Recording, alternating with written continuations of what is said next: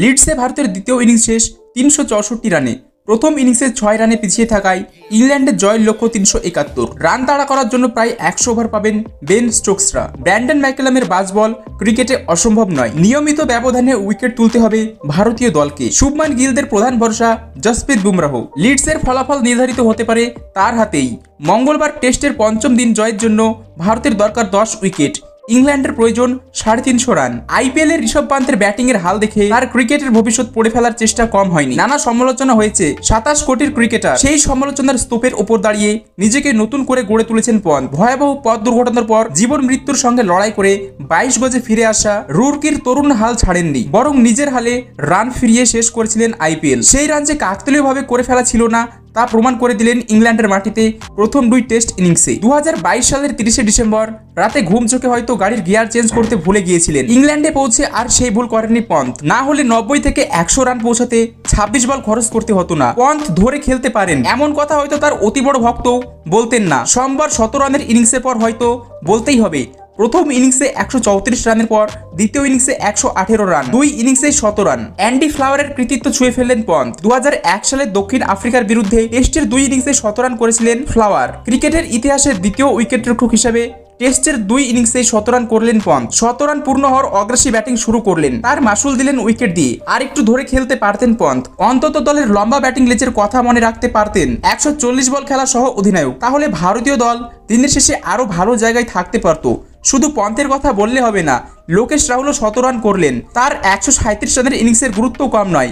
Open করতে নেমে ৮৫তম over পর্যন্ত ২২ গজের এক প্রান্তে আগলে রাখলেন, দলকে নির্ভরতা দিলেন, যতটা সম্ভব ঝুঁকিন থাকার চেষ্টা করেছেন। দলের অভিজ্ঞতম ব্যাটারের ভূমিকায় যেমন হওয়া উচিত ঠিক সেটাই করেছেন। ২৪৭ বলের ইনিংসে নিজের রান তোলার গতি বজায় রাখার চেষ্টা করেছেন, পাশাপাশি পন্তকে সামলে রেখেছেন। দায়িত্বশীল রাহুল সম্পদ হয়ে উঠতে পারেন বিরাট কোহলি রোহিত শর্মাহীন ভারতীয় শিবিরে। চতুর্থ উইকেটে তাদের ১৯৫ রানের জুটি একটা সময় দিশেহারা করে তুলে ফেলেছিলেন বেন স্টোকসদের। কিন্তু ভারতের পরের দিকের ব্যাটারদের ব্যর্থতায় দিনের শেষে ইংরেজ শিবিরে অনেকটাই স্বস্তিতে।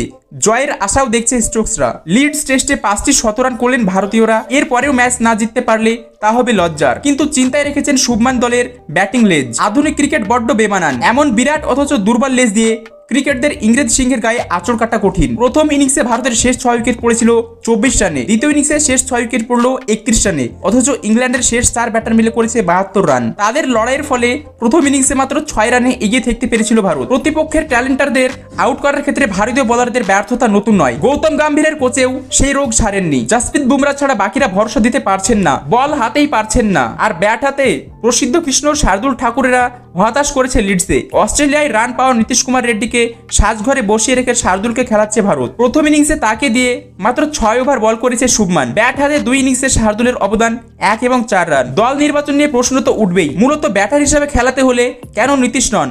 প্রশ্ন আছে প্রসিদ্ধ কৃষ্ণকে খেলানো নিয়েও। আইপিএলে বেগুনি টুপি জেতা জোরে বলারের কাছে আরো বেশি কিছু প্রত্যাশিত, যেমন অভিষেক হওয়া সাই সুদর্শন বা ৮ বছর পর টেস্ট খেলতে নামা করুণ নায়ারও লিডসের দলকে ভরসা দিতে পারলেন না। ২ ইনিংস মিলিয়ে ভারতের প্রথম ৫ ব্যাটার করেছে ৭২১ রান। এর মধ্যে রয়েছে সুদর্শনের ২ ইনিংস মিলিয়ে ৩০ রান, আর শেষ ৬ জন মিলিয়ে করেছেন ৬৫।